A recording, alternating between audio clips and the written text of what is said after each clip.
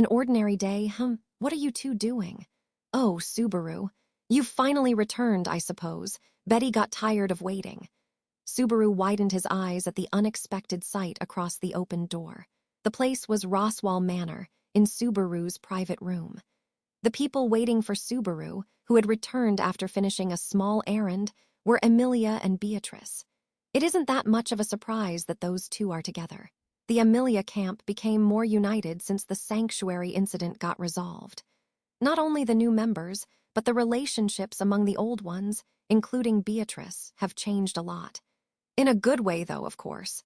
And looking at you two together is something that fills me with joy. Haha, Beatrice told me she wants something from you and wanted me to wait here with her for you, Amelia said. Well, that much is common courtesy. And on top of that, Betty was getting tired of being alone. Beatrice replied in a prissy manner with a standoffish straight face next to the smiling Amelia. Her attitude is in between that of an honest person and a twisted person. But she's become pretty mellow now, Subaru thought as he gazed at Amelia, who shared his feelings of adoration for her level of progress. So, Subaru said before continuing, it's nice that you guys were waiting for me, but why were you two sitting in the same chair? If you want to flex that you guys are close, then I want to be a part of it. I don't know what flex means, but we were drawing together, in fact. Drawing? That's a bit. Subaru looked at Beatrice in surprise, as her reply had been completely unexpected. His adorable contracted spirit then picked up the notebook on the table. It was enough to keep Betty occupied a bit, I suppose. It's quite a masterpiece, in fact. Yeah, it's a masterpiece, Amelia confidently added after Beatrice's self-evaluation.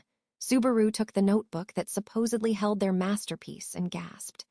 It made him recall the snow statue that Amelia and Beatrice made during the snow festival not too long ago, when Roswell Manor and Erlem Village got covered in snow, because Puck was in his magic-lighting period.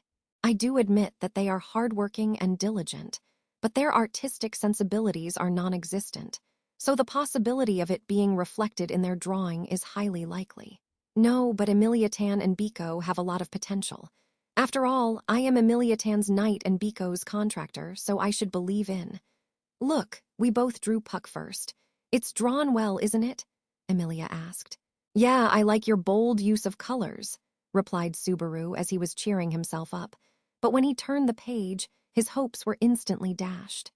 However, it wasn't like the snow statue that gave him a headache just by looking at it. It was just purely the work of a child whose skills couldn't quite capture what was in their head, which relieved him. Yeah, both of you have used colors boldly, and that's nice. You guys just need to look at the real one and oh wait, the real one isn't around. Betty has been lonely, I suppose. That's why she's been drawing Bubby and distracting herself. I see. I'm not confident that it would help, but... Subaru looked at Beatrice, lowering her eyebrows in grief and pursed his lips, then began smoothly drawing the Puck in his head on an empty part of the page. Come to think of it, I've carved Puck on potato stamps for radio calisthenics classes in Erlam Village. I've carved cute-looking Pucks the most in this other world, so if I make use of this experience... Whoa, it's amazing, Subaru. You are really good at drawing. Right, Beatrice? Amelia's eyes sparkled with great joy when she saw the impromptu illustration of Puck. Next to her was Beatrice, who peered into the notebook with widened eyes while grabbing it with both hands. Betty is proud to have contracted with Subaru as of this moment, I suppose. And you are saying that now? Subaru exclaimed. I'm sure there will be an occasion where you'll feel like that in future, so I kinda want you to save that for then. It's just a joke, but it's true that Betty is impressed, I suppose. Beatrice stuck out her tongue and playfully apologized to Subaru for startling him.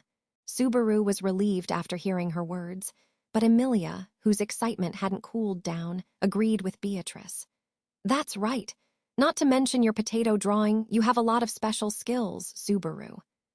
I am really happy that I have such an amazing night. Subaru, what happened? Nothing, it's just that my heart almost gave out because you said something really cute. Hey, listen to me, Biko. That person over there is my master. Sorry, I have no idea what you're trying to say, Amelia replied. And besides all that, you also have the title of being Betty's partner. Beatrice shouted at him with a red face as Emilia tilted her head at Subaru, whose face was melting like butter. While witnessing their responses that came from both extremes, Subaru didn't feel bad since his drawing skill was praised. Of course, he wasn't in a position where he could remain happy. It's because I did some drawing here and there, though in my case it was more of an expression of my otaku side than an actual interest in art. But in the end, I kind of failed. Failed even though you are so good at it. People become good at what they like. I was satisfied with myself when I reached a certain level. But if I had gotten successful as an artist, then I wouldn't have met you, no. Even if I had become an artist, I'd still seek you out and draw you, Emilia Tan. Is that so? I feel like I would be happy to meet with you no matter what the situation is, Emilia answered with a smile at Subaru's rather idiotic words. Filled with happiness due to her compassion, Subaru involuntarily pulled on Beatrice's cheek, thinking he must have been dreaming. Hey, why are you pulling on Betty's cheek? Pull on your own cheek, in fact. I wanted to touch your soft cheeks while joking around. Don't make me say it. Well, you're such a hopelessly clingy boy, I suppose. Believing what Subaru had told her, Beatrice didn't move while he pulled on her cheek. He was going to enjoy her lovely cheeks, since he had got her permission to do so. Oh, hey, Subaru. Can you draw me and Beatrice if it's fine with you? Asked Emilia after suddenly striking her palm gently with a fist as she gazed at them. She carefully extended her hands, then hugged Beatrice and sat on Subaru's bed. It would really be some nice eye candy for me, and it would make me happy, but what about the business you had with me, Emilia Tan? Huh. Oh yeah, this is what I wanted to do. I had some free time, so I wanted to talk with you. Biko, did you record that? Record? You're using words that Betty doesn't understand again.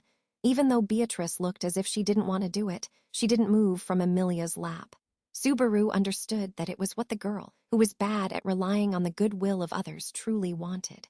So Subaru responded to her request and set himself up in front of the two girls sitting on the bed. It's going to take a while, is that okay? Yeah, it's all right.